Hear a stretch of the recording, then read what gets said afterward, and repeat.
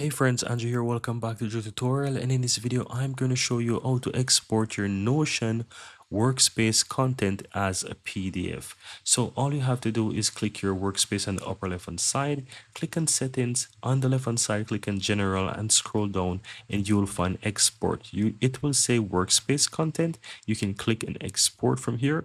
And at the top where it says export format, switch this to PDF. Keep in mind that you need to have a business account to be able to do this as PDF.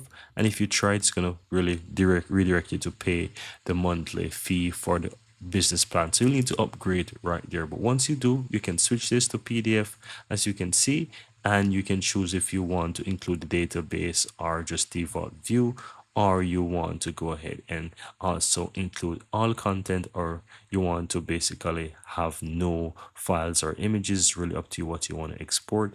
Then you can choose if you want to create folders for sub pages. You can enable that feature. That's really up to you. But once you're done, simple click and export. And that's it.